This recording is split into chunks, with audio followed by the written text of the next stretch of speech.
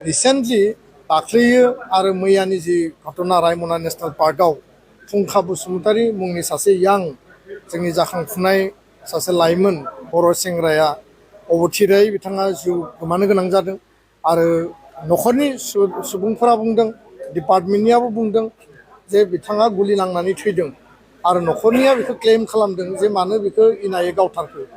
आङो सासे लेमेन हिसाबै साधारन नागरिक हिसाबै देशनि आयेनखौ जों जिहेतु बुजियो आंनि कुइसना बेनो जे बिटिआरआव बिटिसिआव जे फरेस्ट डिपार्टमेन्ट दङ बिनि प्रटेक्शननि दायित्व बिथांमोननि खिन्थु इनाय आरो अनागारै सोरखौबा थोंजोङै गुलि गावनाया बेयो आयेन बादियै बेयो थिग नङा।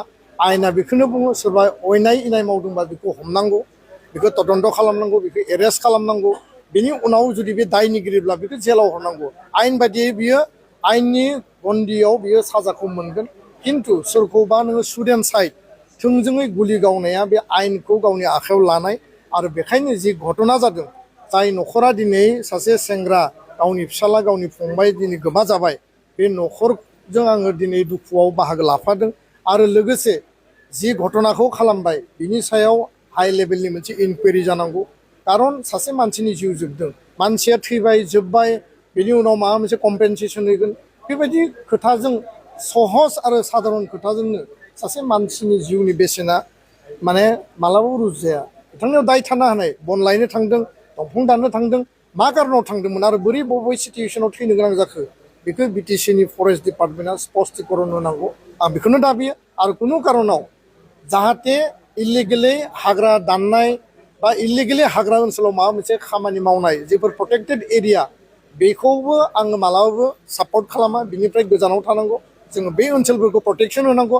फारसेथिं सोरबाया इलिगेल मावदों होननानै बेखौ थोंजोङै गुलि गावनाया बे इनाय आरो बे आयेननि बेरेखा आरो बिनि थाखाय मोनसे तदन्त जानांगौ।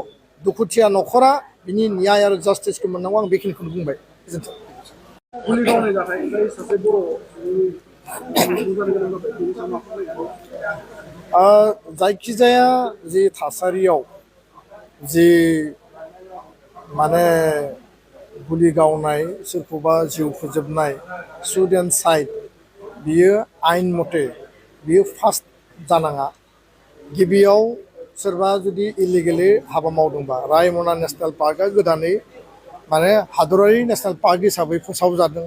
बेनि उनाव सिखना जोहोलाव नेशनेल पार्क, जोंहा मानास नेशनेल पार्क बिटिआरआव दंखायोमोन। दा बे गोदानै फोसावजानाय नेशनेल पार्कफोरखौ संरैखा खालामनाया जोंनि बयनिबो दायित्व। साफ्रोमबो नेबरिं एरियायाव थानाय गोजानाव थानाय बयनिबो रेसपन्सिबोल। दा बेखायनो हाग्रा ओनसोलखौ संरैखा खालामनो थाखाय डिपार्टमेन्टआ माने बेखौ दायित्व लानानै हाबा मावदों, बिनि प्रटेक्शननि थाखाय हाबा मावदों। आरो इलिगेल ट्रि फेलिं बा सोरबा बन लायनो थांनाय बा सोरबा ना गुरनो थांनाय बा सोरबा सिखार खालामनो थांनाय बायदिसिना थासारिखौ जोङो थांनाय समफोराव जोङो नुबोदों।